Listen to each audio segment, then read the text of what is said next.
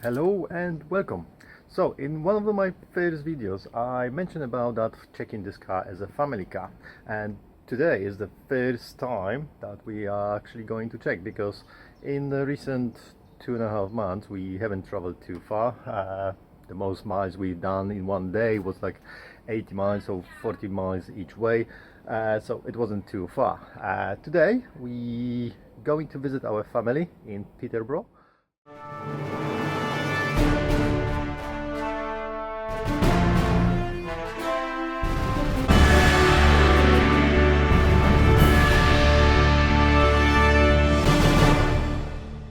This is a good point to just check the range of the car, but we're not gonna check it empty-handed just like most people do, because we're traveling with whole our family, and to make it even more realistic, we have fully loaded car. Okay, so there are some stuff there, but yeah, this is basically to simulate the journey to Poland, and what will be the energy usage and things like that, because we don't know at this point.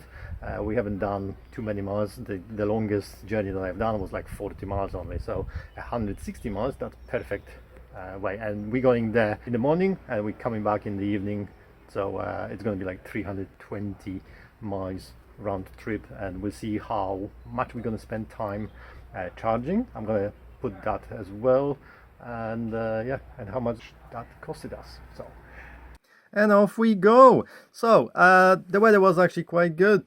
We went off early in the morning, so the traffic was good too. M25 and M1 was even actually quite good as well, so we didn't have any slowdown. There were some roadworks, but that's fine.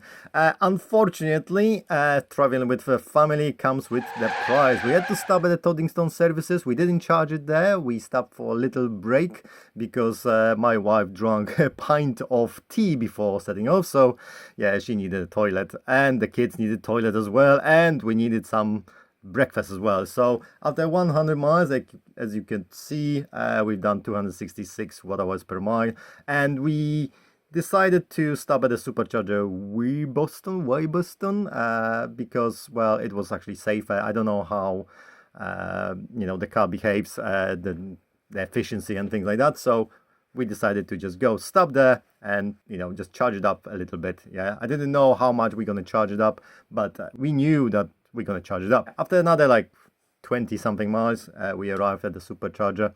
It was a really nice place, really quiet. At this charger we've charged about 45% of the battery, because the dog needed to have a walk, so it took a few minutes. So while dog was walking, it was actually charging, so we didn't lose any time on that, basically. Yeah, so yeah, and the speed of charging, it was about 214, but after that it was like going down the hill, basically. Yeah, just like normal. So we paid £12.99, and we set off to Peterborough. After another 20 minutes we arrived at Peterborough, and after 156 miles done, we've done 259.7 watt-hours per mile, which is actually quite good. As you can see, it's quite constant within 200 miles and 100 miles. Within 10 miles, that's 205 watt-hours per mile. On the way back, we've stopped at the South Mims. The journey was actually quite good. We've charged 24 kilowatt-hours there for £10, and that's it. After arriving in Southampton at our home, after 326.8 miles done, we used 85 kilowatt-hours of energy, and the average was 260 watt-hours per mile, which is actually quite good. I'm happy with that. The last 100 miles, as you could see, it was 244. 200 miles, 100 miles, 243, and 10 miles. That's amazing, 170 watt-hours per mile. 10 miles for 170. That's amazing, is it? Right, to summarize this trip, okay, we've paid £23.33 for the whole trip, all right, supercharging only. Okay, so I have to add £2.70, because that would be the cost of charging the car at home, from basically the percentage that we got back home, so about 17-18% to 80%, because that was the starting battery level. Okay, so that costed us £2.70 overnight charging through the Eon Next. So just get my referral code for £50 off. You're very welcome. But yeah, anyway, that basically gave us £26.02 for the whole trip, which is good. Is it good? Yeah, let's compare this to the combustion engine car. Okay, and I had to stop for this because there are a lot of numbers that I can't read because, well, I'm driving. So yeah, let's see.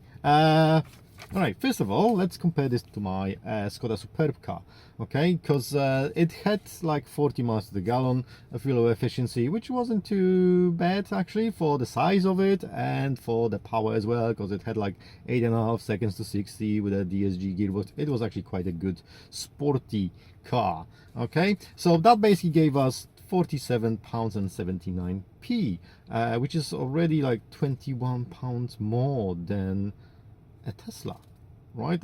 And that basically with the price of fuel of £1.30. Okay, I didn't you know, I'm not calculating this through like a petrol station on the motorway, because they like £1.50, £1.60 sometimes. So yeah, £1.30, that's £37.79. Okay, so £21 savings on this trip compared to my old car, right? However, you could actually pay more for the electricity you pay, you know, for the charging your car, or you could have a better fuel efficient car. Okay, so let's compare these as well, right? So if you don't have any subscriptions and you pay, let's say, around 60p per kilowatt hour, that would give you about £32 cost of the trip. With the 80p per kilowatt hour, that would give you £43 of electricity on this trip, right? But if you had a more efficient car, let's say if you did like 50 miles to the gallon average, that would give you £38 only.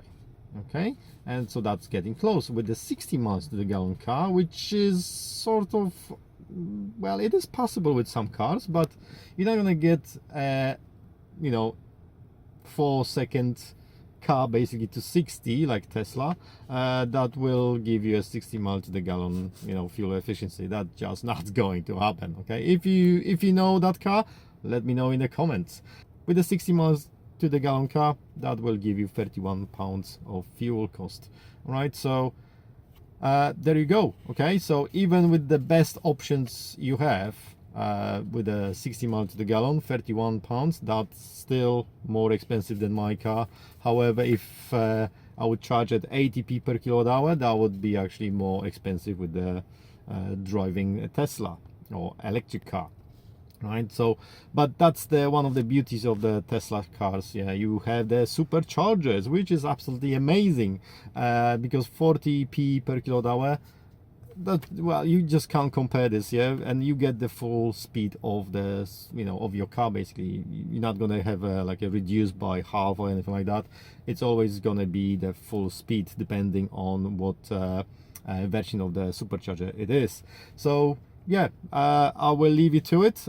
Thank you for all the subscriptions, and I will see you next time.